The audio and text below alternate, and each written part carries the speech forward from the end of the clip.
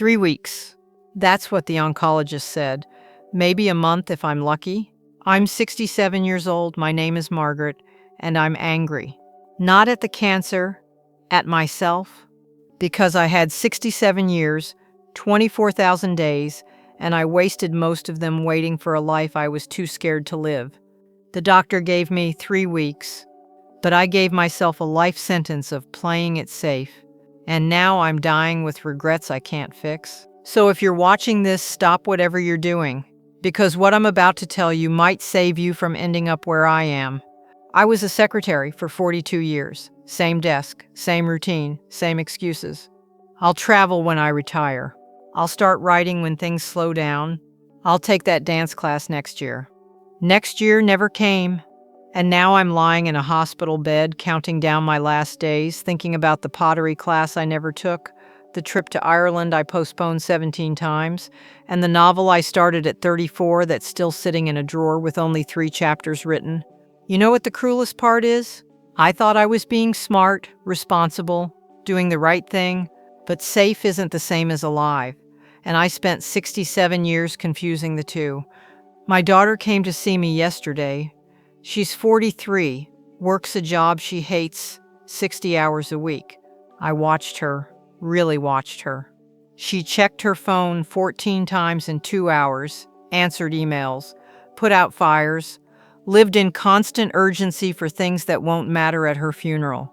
And I realized something that broke me. She's me, 20 years younger, but making all the same mistakes. And I don't have enough time left to stop her. That's what's killing me more than the cancer. Watching her waste her life the exact same way I wasted mine. And there's nothing I can do about it. You know what I regret most? Not the things I tried and failed at.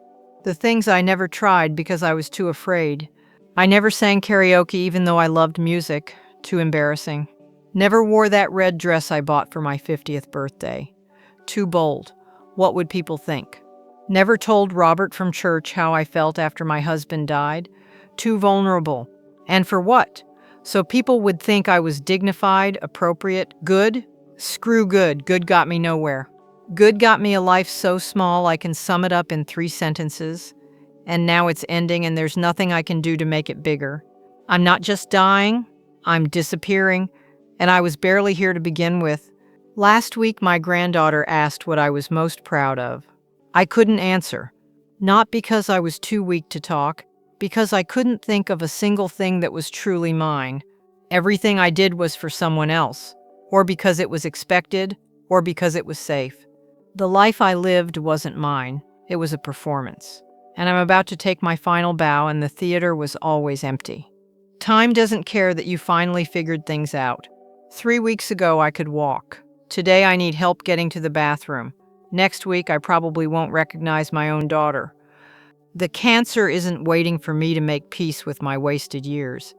It's just taking what's left.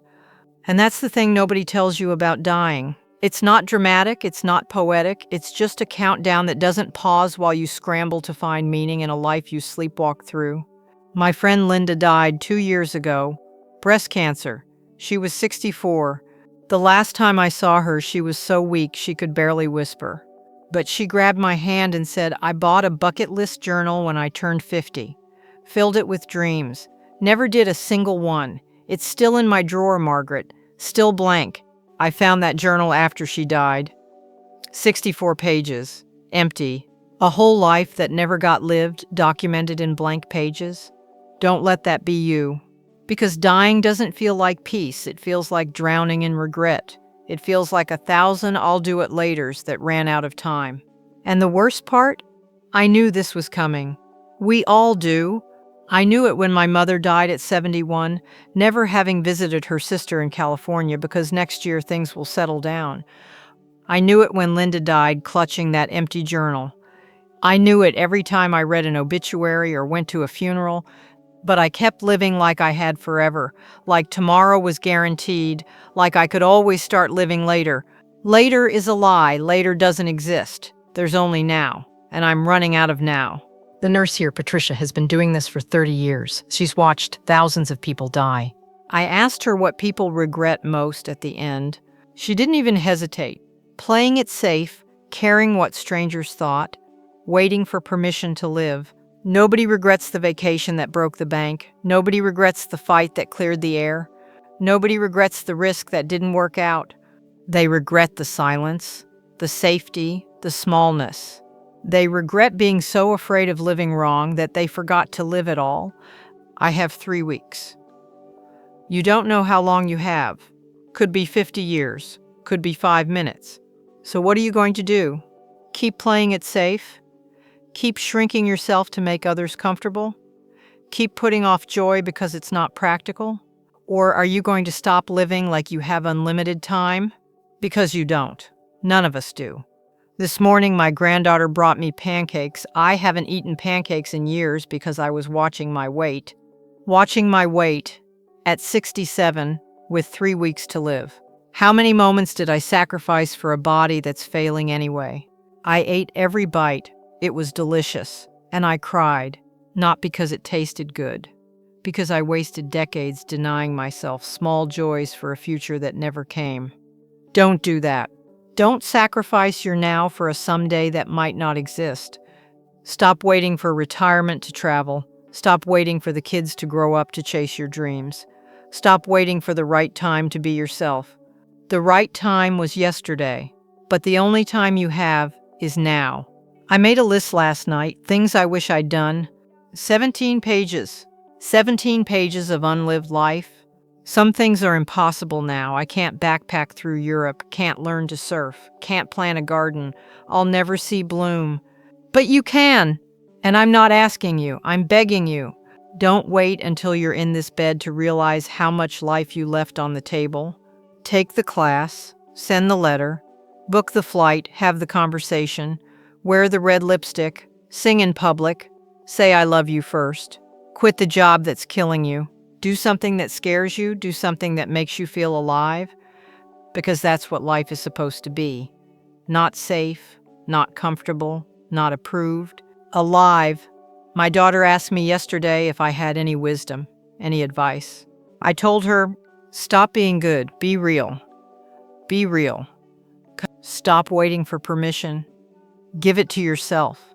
Stop making yourself smaller so others feel bigger. Life is short. Brutally, unfairly short, and nobody lying in a hospital bed wishes they'd worked more, played safer, worried about what people thought. They wish they'd loved harder, risked bigger, failed better, been themselves louder. I spent 67 years trying to be what everyone else wanted, and now I'm dying as a stranger to myself. Don't be good, don't be appropriate, don't be small. Be you.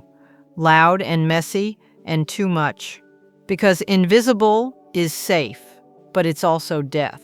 And you deserve to breathe before you stop breathing. 3 weeks isn't enough to fix my life, but it's enough to tell you this. Stop waiting. Whatever you're putting off, start it today. Call the person, take the class, book the ticket, say the thing. Your future self is begging you. Because one day you'll be where I am. And the only question that will matter is, did you live the life you wanted? Or the life everyone else expected? I know my answer, and it's destroying me. Don't let it destroy you. I'm Margaret. I'm 67. I have 3 weeks left. And my biggest regret isn't that I'm dying. It's that I never really lived. Make sure when your time comes, you can say you did.